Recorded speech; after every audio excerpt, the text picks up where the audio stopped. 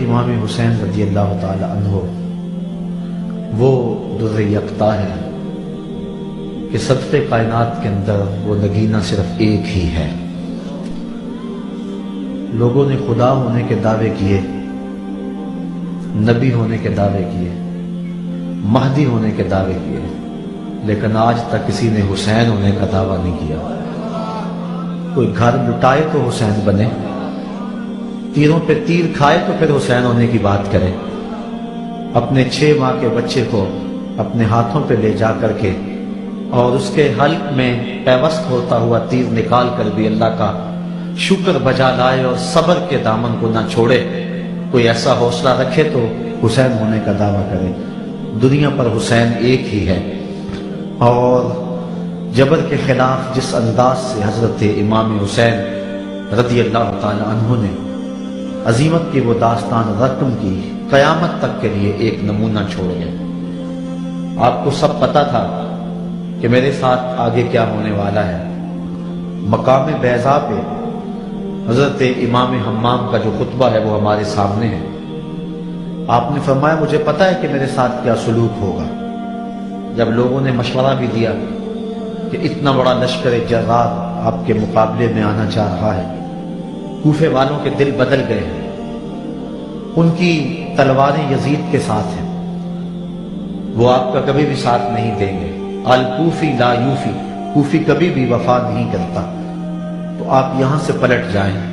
یہ بات جب حضرت امام حسین رضی اللہ تعالی عنہ نے سنی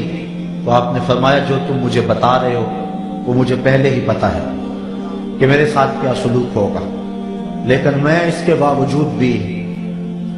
تیروں کے جائے نماز پہ نماز پڑھنے کے لیے تیار ہوں۔ میں پھر بھی کربلا کی راہوں کا مسافر ہوں۔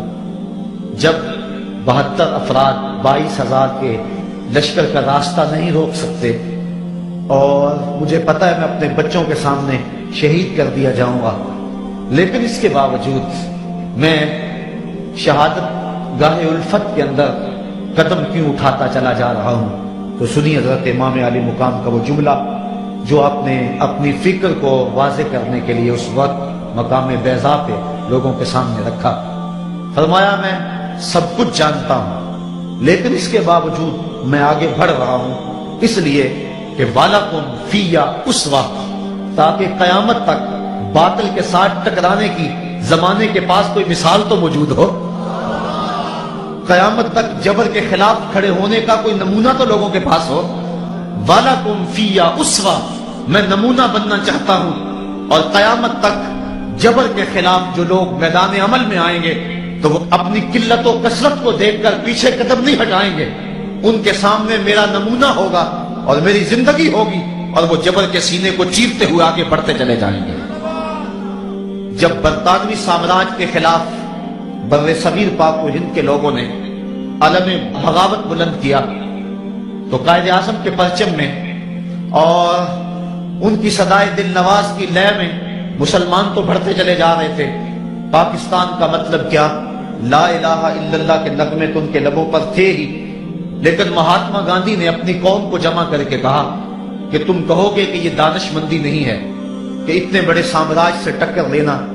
جس کی سلطنت میں سورج طلوع بھی ہوتا ہے وہ غروب بھی ہوتا ہے، تو یہ کہیں کی دانش مندی نہیں ہے، یہ پتھر سے ٹکر مارنے والی بات ہے اور یہ دیوار سے سر پھوڑنے والی کہانی ہے۔ لیکن اس کے باوجود میں برطانوی سامراج کو للکارنے کے لیے نکلا ہوں اور تم میرے ساتھ ہم نوا بن جاؤ۔ میں اس کے باوجود کہ طاقت نہیں رکھتا اور اتنی بڑی حکومت اور اتنی بڑی طاقت کے ساتھ ٹکرانا منطقی لحاظ سے کوئی لوگ سمجھتے ہیں دانش مندی نہیں، لیکن کہا میرے سامنے حسین ابن علی کا کردار موجود ہے۔ جبر کے خلاف قیامت تک جتنے بھی لوگ برسر میدان آتے رہیں گے سب کا قائد حسین ابن علی ہوگا۔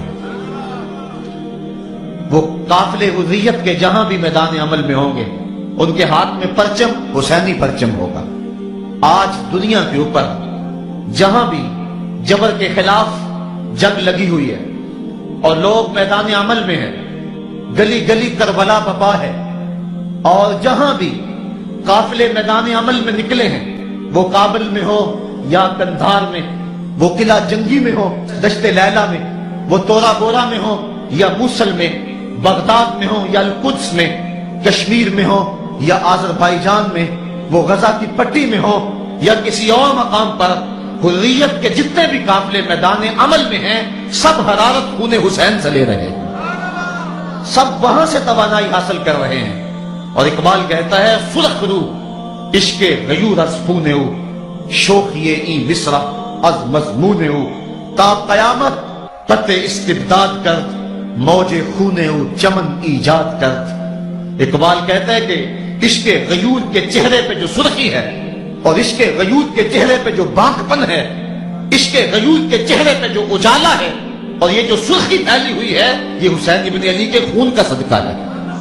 ذرا اس جملے پہ غور کیجئے، سرخ رو عشق غیور از خون او، حضرت امام حمام کے خون سے عشق غیور کے چہرے پہ بانک پن ہے۔ شوقیے ای مصرع از مضمون خون او، اس مصرے کی جو شوخی ہے اقبال کہتا ہے کہ وہ بھی حضرت امام حمام کے خون کی وجہ سے ہے۔ تا قیامت قط استبداد کرد، موج خون او چمن ایجاد کرد، قیامت تک کے لیے جبر کا راستہ روک دیا، قیامت تک شہادتوں کے پھول لہلہاتے رہیں گے اور اس قبیلے کے لوگ راہ خدا کے اندر اپنی جان پیش کرتے رہیں گے۔ علی اصغر کی سنت بھی جاری رہے گی۔ غزہ کی پٹی میں اس وقت جو دکھ پھیلا ہوا ہے آپ اس سے پوری طرح آگاہ ہیں کہ ابھی پرسوں کی کہانی ہے، آپ نے اخبارات کے اندر پڑھا کہ 72 بچوں کو جو ہے وہ بمباری کے ذریعے شہید کر دیا گیا۔ تو 72 بچے ان 72 کی جان نثاری کی کہانی کو دہرا رہے ہیں اور آج ہر جگہ وہ کہانی دوبارہ رقم کی جا رہی ہے۔ حسین ابن علی نے جس چیز کی طرح ڈالی تھی، جس کی بنیاد ڈالی تھی اور جس راستے کے مسافر ہوئے تھے، وہ سفر جاری ہے اور قیامت تک جاری رہے گا تاں کہ حضرت امام مہدی جلوہ فراز ہوں گے اور آپ جلوہ فراز ہو کر کے پھر جبر کے خلاف آخری مارکہ لڑیں گے اور ظلم ہمیشہ کے لیے نیست و نابود ہو جائے گا اور اسلام کا پرچم سر بلند اور سرفراز ہو جائے گا۔ تو قیامت تک حضرت امام حسین رضی اللہ تعالیٰ عنہ نے اپنی سنت کو بطور نمونہ چھوڑا اور فرمایا وَلَكُمْ فِيَّ أُسْوَةٌ، میں اس لیے خود کربلا کے ریگزار کے اندر ایک انوکھی داستان رقم کرنے جا رہا ہوں تاکہ قیامت تک لوگوں کے لیے میری زندگی ایک نمونے کے طور پہ موجود رہیں اور جبر کے خلاف لوگ ٹکرانے کا حوصلہ رکھیں۔ حضرت امام حسین رضی اللہ تعالی عنہ نے کربلا کی اس دوپہر کے اندر جو عظیمت کی داستان رقم کی اور جس طرح جبر کے سامنے پوری قوت سے سینہ تان کے کھڑے ہو گئے، 22,000 افراد کے سامنے تنہا شخص کا ڈٹ جانا یہ کوئی تماشا نہیں ہے۔ 72 افراد کے زخم کلیجے پہ موجود ہیں اور اپنے بھائیوں، بیٹوں، بھتیجوں اور بھانجوں کے لاشیں اٹھا اٹھا کے آپ خیموں تک لا چکے ہیں۔ آپ کے ہاتھوں کے اندر علی اصغر دم توڑ چکے ہیں اور جوان علی اکبر آپ اس کو اٹھا کے خیمے تک لائے ہیں۔ راوی بیان کرتا ہے کہ میں اس وقت موجود تھا۔ وہ ابن راشد لکھتا ہے کہ جب حضرت امام علی مقام رضی اللہ تعالیٰ عنہ کو ایک نوجوان نے پکارا اور کہا کہ مجھے تھامیے اور مجھے پیاس شدت سے تڑپا رہی ہے، تو آپ جب دوڑتے آئے اور گرد و غبار میں ایک جوان کو آپ نے اٹھایا اور اپنے سینے سے اس کے سینے کو جوڑا، تو کہتے جب خیموں کی طرف امام جا رہے تھے، کہتا میں نے اپنی آنکھوں سے دیکھا کہ اس جوان کے جو پاؤں ہیں وہ کربلا کی ریت کے اندر گھسیٹتے جا رہے تھے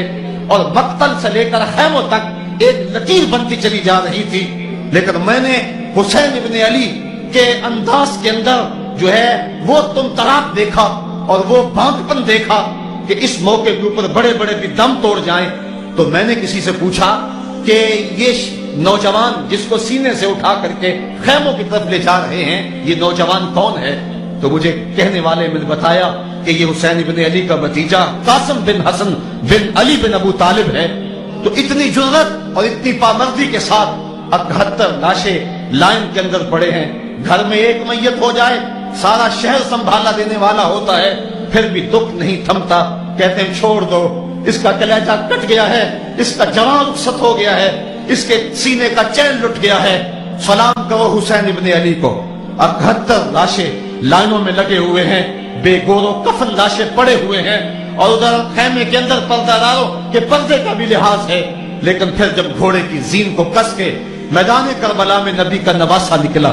جب 3 دن کا پیاسا کربلا کے ریگزار کے اندر، میدان کربلا کے اندر ذوالفقار تلوار لہراتا ہوا آیا، شبیہ رسول، رسول کریم کی تصویر، جب میدان کربلا میں حضرت امام حسین تلوار کو لہراتے ہوئے آئے تو آواز آ رہی تھی، یہ کون ذی وقار ہے، یہ کون شاہ سوار ہے، لباس ہے پھٹا ہوا،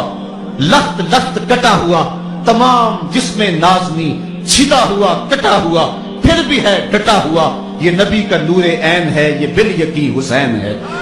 تو حضرت امام حسین رضی اللہ تعالیٰ عنہ نے کس انداز کے ساتھ جبر کے خلاف پوری قوت سے کھڑے ہو کر کے دنیا کے سامنے اپنا اسوہ رقم کیا،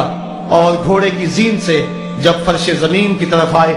زمانہ جانتا ہے کہ جب آپ کا سر سجدے میں تھا کہ اس وقت سنان بن انس نے آپ کے سر کو کاٹا،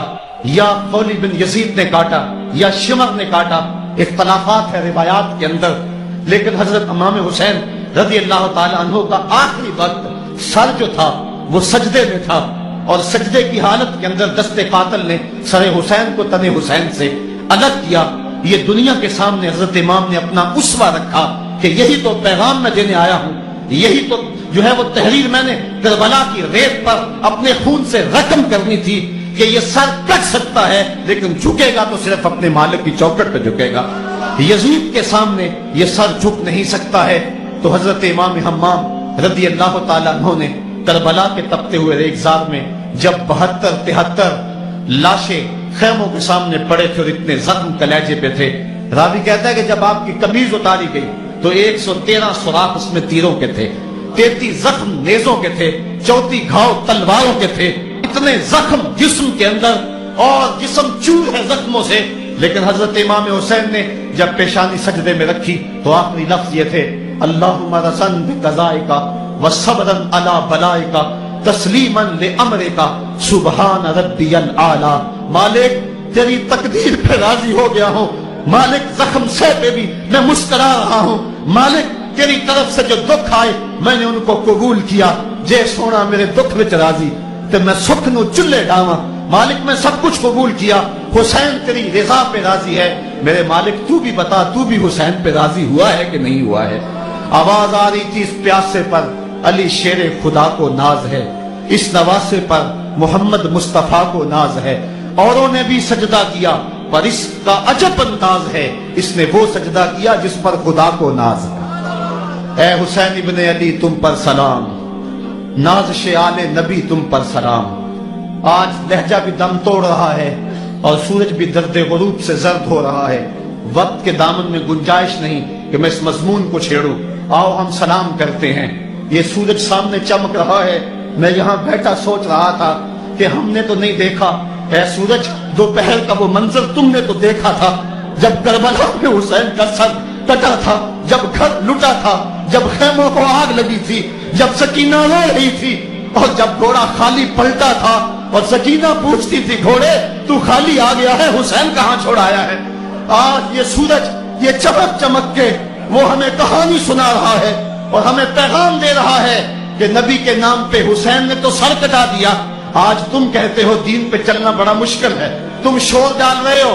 جن کے لیے مسجدوں میں قالین بچھے ہوئے ہیں، گرم پانی دستیاب ہے، اور ان کے لیے مسجدوں میں آسائشیں موجود ہیں، اور پھر بھی وہ کہتے ہیں دین پہ چلنا بڑا مشکل ہے۔ ذرا دیکھو حسین ابن علی کو سجدے میں سر رکھ کے، پیشانی رب کے حضور رکھ کے حسین ابن علی کہہ رہے ہیں مالک میں سر کٹا کے بھی تیرے حضور حاضر ہوں اور تجھ پہ راضی ہوں، تو بھی بتا کہ تو بھی حسین پہ راضی ہے یا نہیں ہے۔ اے حسین ابن علی تم پر سلام، نازش آل نبی تم پر سلام، تم پہ لاکھوں رحمتیں لاکھوں سلام، اے شہیدان محبت کے امام، لالا گوں لالا بدن لالا چمن، اے چمن اندر چمن اندر چمن، زندگی ہی زندگی تیری حیات، اے حیات اندر حیات، افتخار ملت بیضا ہے تو، رب کعبہ کی قسم یکتا ہے تو، فخر کا دل میں دریچہ باز کرنا چاہیے، جن کا تو آقا ہے ان کو نہ چاہیے۔ آج ہم ناز کرتے ہیں حسین ابن علی پہ، ہم آ حسین والے نہیں ہیں، ہم واہ حسین والے ہیں۔ واہ حسین تیری عظمت کو سلام، اتنے زخم کلیجے پہ ہو تو کھڑا نہیں ہوا جاتا، لیکن جبر کے خلاف کتنی قوت سے کھڑا ہے۔ حسین ابن علی نے اپنا نمونہ لوگوں کے سامنے رکھنا تھا۔ تو اقبال کہتا ہے سلخ رو عشق غیور از خون او، شوقی این مصرع از مضمون او۔ یزید مٹ گیا، یزید کا نام مٹ گیا، اس کا تشخص مٹ گیا، حسین کل بھی زندہ تھا، حسین آج بھی زندہ ہے۔